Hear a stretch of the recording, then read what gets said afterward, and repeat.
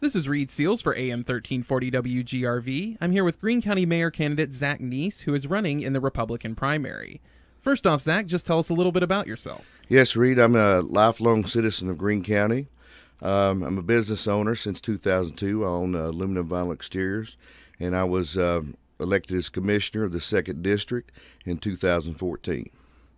And Zach, tell us a little bit about why you decided to run for mayor.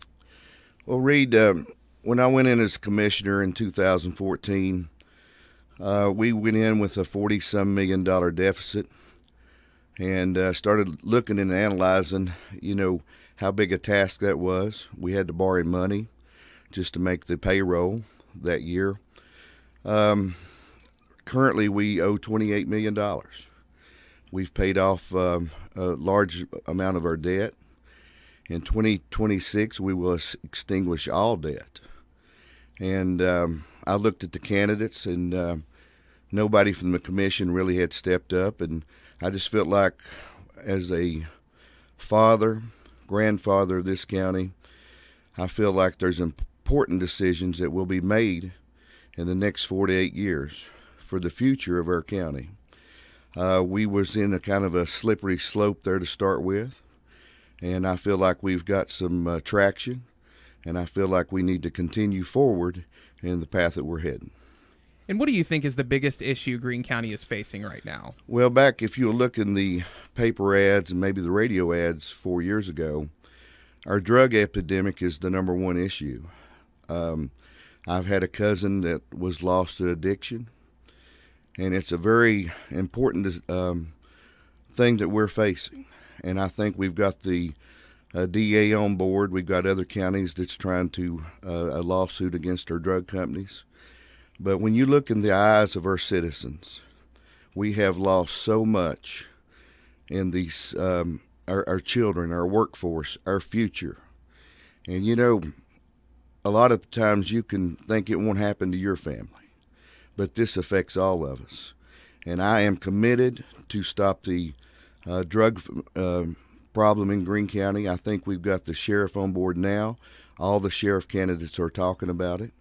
It's a number one discussion, I think. It affects our jobs. It affects our restaurants. There's nothing about drug problem that doesn't affect Greene County, so that is my number one priority. What are your plans if you do become mayor? Well, I have got some issues with our roads. I know there's a lot of people live on a road, maybe it's off the state route or something, and they get left behind. So education for a job-ready workforce would be a big priority. I want to do a 20-year road plan and try to hit the highest traffic areas, and we might be able to offset some of our cost with, property being built, or larger homes. If you had better roads, you might have more investors, spending more of their private money that will relieve some of this cost to the county burden. A big thing that I want to do is I've looked at our median income. It's $35,000. That's $8.42 a person for a family of 3 or 4, whatever, per household. I feel like if you're willing to go to work and you are drug-free, that you can get anywhere from $10 to $15 an hour. I've talked to plant managers, and they say that they can interview 50 people, and they will be 45 that can't pass a drug test. So if you solve problem one, you will solve the median household income.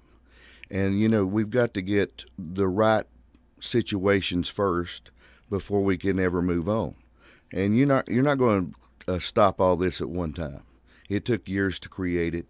It will take years to fix it. But as mayor, I'm a big faith-based oriented person.